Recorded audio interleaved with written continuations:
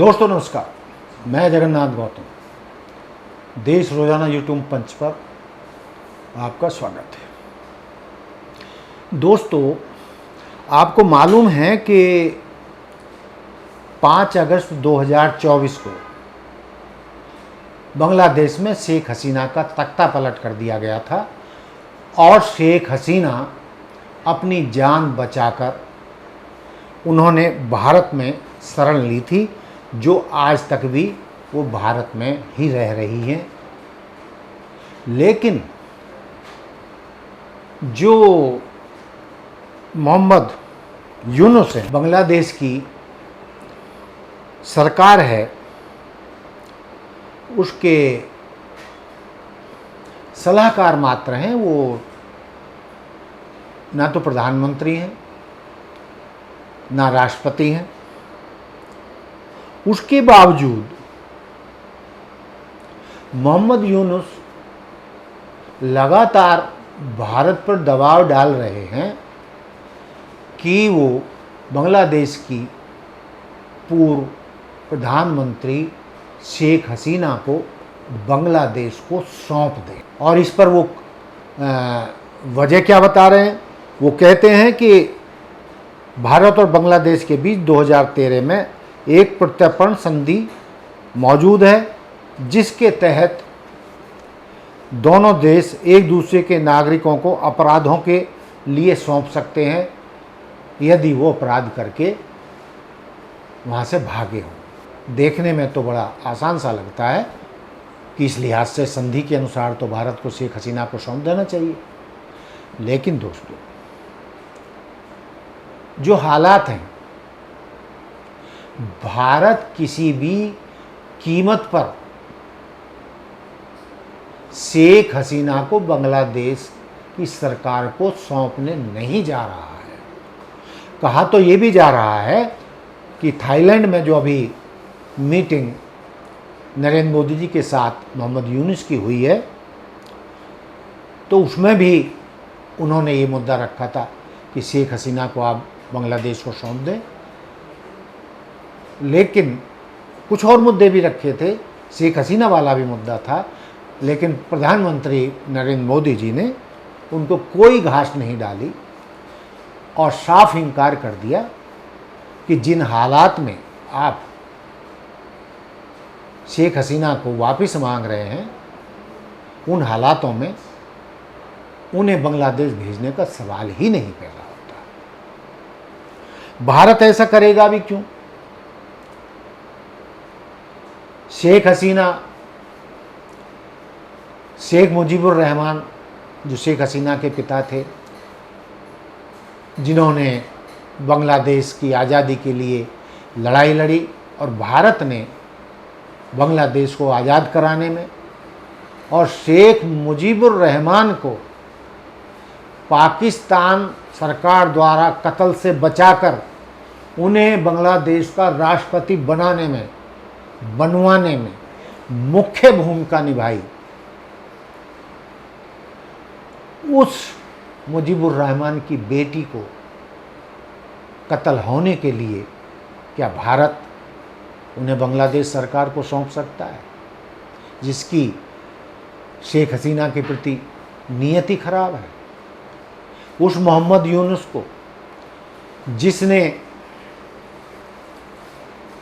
उस बांग्लादेश को आईएसआई के हवाले कर दिया है, पाकिस्तान के हवाले कर दिया है, पाकिस्तान की सेना और आईएसआई उसकी मुख्य सलाहकार बन गई है, और वो मोहम्मद यूनुस और उसकी सरकार पाकिस्तान की गोद में जा बैठी है, जो भारत का दुश्मन है।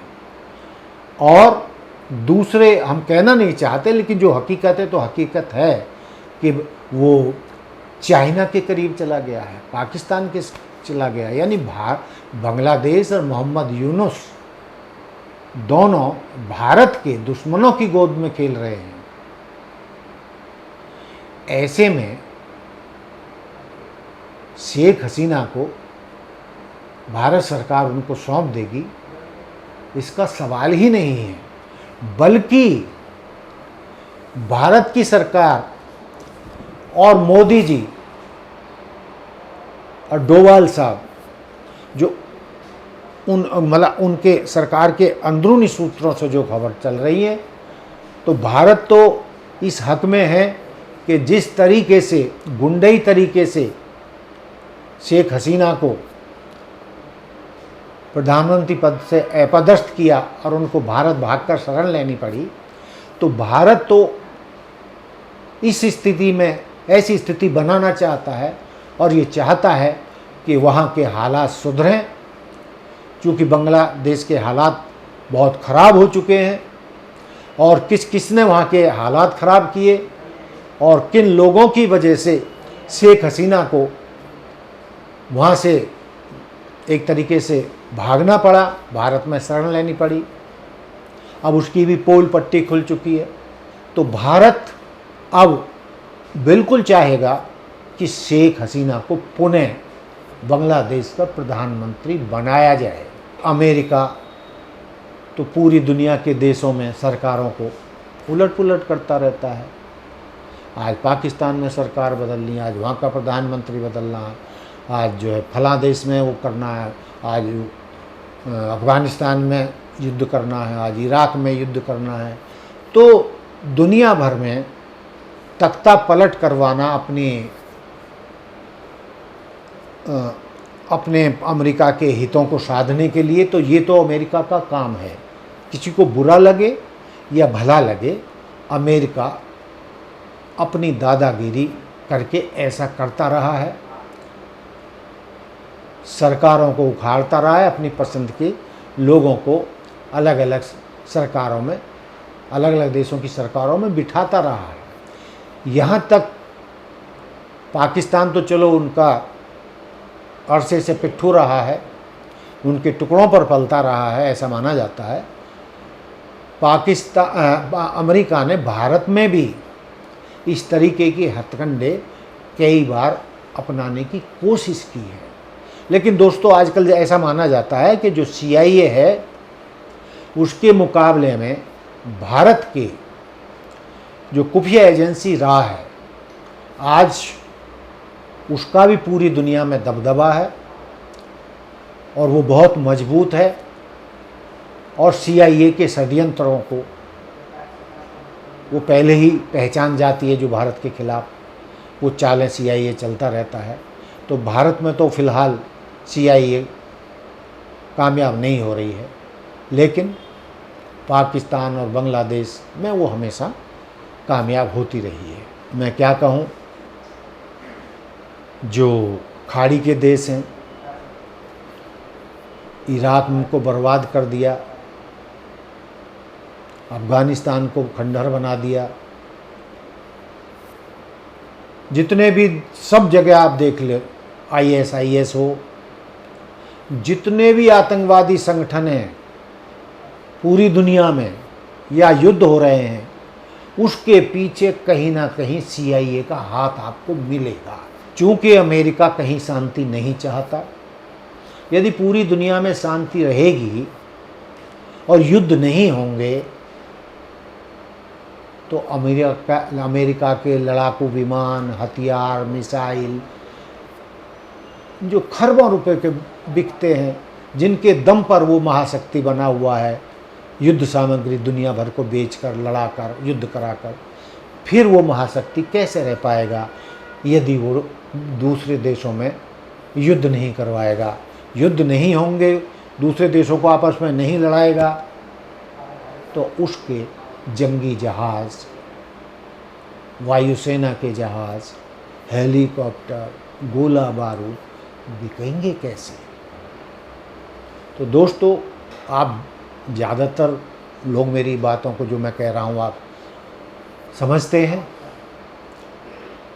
और उन्हीं नीति के तहत मैं अपने को बताना चाह रहा हूँ, जो हमारे सूत्र कह रहे हैं कि बांग्लादेश शेख हसीना को वहाँ बुलाकर उस पर बहुत सारे केस लाद दिए गए हैं, झूठे सच्चे, और उनको जेल में सड़ा देगा।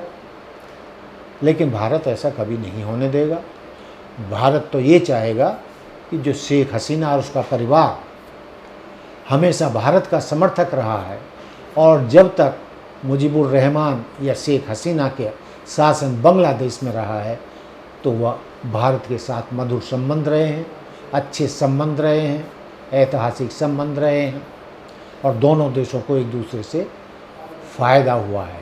लेकिन जैसे ही मुजीबुर रहमान के परिवार की सत्ता बांग्लादेश से हटती है तो पाकिस्तान लॉबी या भारत विरोधी लॉबी बांग्लादेश में सक्रिय हो जाती है।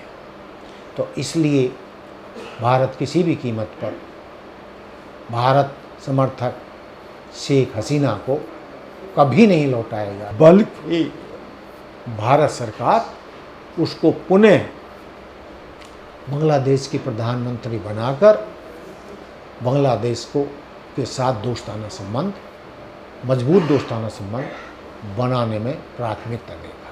तो दोस्तों, ये था मेरा आज का मुद्दा कि भारत बांग्लादेश की सरकार की मांग पर बांग्लादेश की पूर्व प्रधानमंत्री शेख हसीना को बांग्लादेश को सौंपेगा या नहीं, तो उसका जवाब है कतई नहीं।